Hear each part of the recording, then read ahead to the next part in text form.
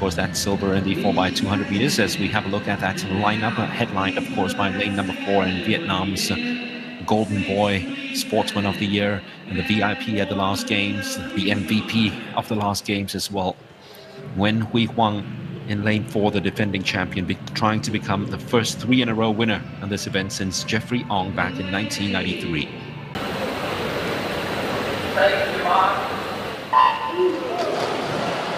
We won't expect Nguyen Hoang to be at the front for the first 100 meters or so. He does his best work in the second half. Yean this morning relaxed in the race after his first 100 meters before switching it back on in the final lap to outtouch Adi Asman and Glen Lim. A lot of different strategies will be at play tonight, whether swimmers choose to build into the race or to try and get away as quickly as possible and hold that position. Last year's medalists are in lanes 4, 5 and 6. Subagio Indonesia in 7 turns first, just ahead of Glen in 6 of Singapore. So those are your early leaders. Kai Sin turns in 3. I'm sure those 2 swimmers in lanes 4 and 5 will be watching one another. Well, it's very interesting in terms of the breathing in this race, Rowan, because at the last games, Hoang actually changed his tactics halfway through. He loves breathing to his left, but when Yean was chasing him down and he was gunning after him in the final 50 meters, he actually changed his breathing style to make sure that he had view of Yean. Yeah, it's very interesting because most swimmers will only favor one side of breathing, and if you change that breathing side, it could actually throw off your strokes and then you get more inefficient. So I think it's really surprising that he could actually change his breathing and then still manage to take the goal. Yeah, this boy can do anything. That one we know as much already. Glen at the moment can't see what Yean's doing and knows that Hoang is slowly coming back into this. As he turns in first spot, half a body length ahead of Hoang. And Yean, who's usually a very strong finisher in this race, coming right back into it. Second at the last games, put on a charge at the very late stage and left it way too late in trying to catch up with the Vietnamese. Well, Hoang breathing to his left. You'll see that he is space is clear and it's got an ocean's apart from the rest of the swimmers as we reach the halfway stage of this race, with him just slightly ahead of Glen in second spots right now, and Yean in third. Those 3, of course, the podium finishers at the last games, and at the halfway stage look all set and ready to do battle all over again in 2023. I think it's a great position for Yean to be in right now. She's sitting right at the hip of Nguyen Hoang. He can actually ride off the waves of Huang's drag, so I think this is advantageous to him right now as he moves up. Just slowly splitting himself in between the 2 who are in front, with Hoang turning just slightly ahead of Glen.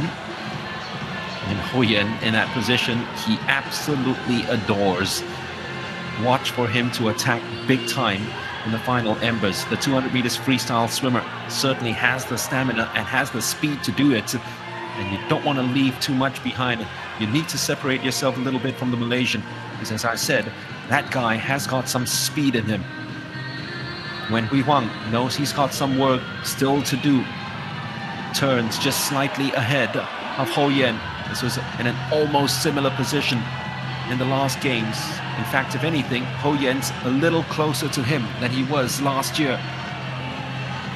Now he starts his attack a lot sooner than he did in 2022, creeping up on Nguyen Hoang. Just half a body length ahead of the Malaysian. The Vietnamese has got some kick in him, as we saw in the 1500 meters freestyle and through the years too.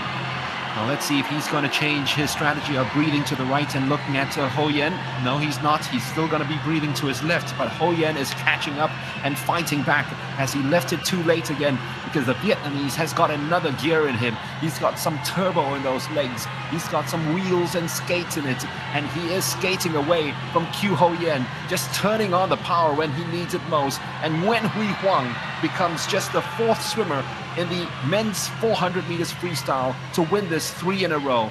And Glen Lim has clinched the bronze medal that makes this Singapore's biggest in terms of their medal haul, their biggest medal haul ever at the Southeast Asian Games in the pool. Same 1-2-3 finish from last year, Rowan.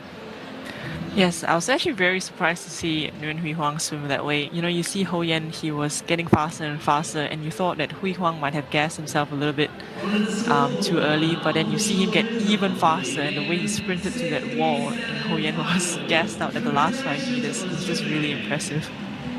Yeah, this boy just continues to dumbfound his critics. Just when you think, okay, we see a little weakness, we see a little chink of the armor, no way. Just comes out with another surprise altogether. Nguyen Huang with another gold medal in his SEA Games career. Keeps delivering for Vietnam games after games since his emergence in 2017. We'll see him again. He has a 200 meters butterfly final right after this victory ceremony. Oh, good luck to him, Rohan. Seriously, good luck to him. I mean, this will hurt, but I can tell you the 200 fly hurts a little more than this.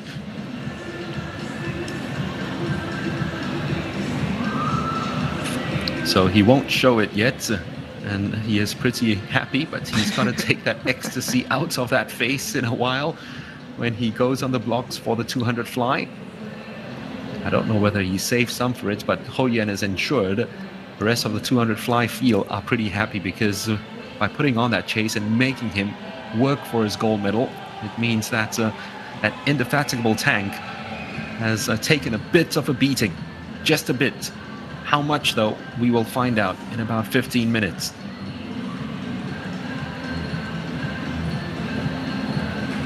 But how about 45 medals at the SEA Games for Singapore then, Rohan, in swimming with that bronze medal from Glen, the 3:53.78, just outside his personal best.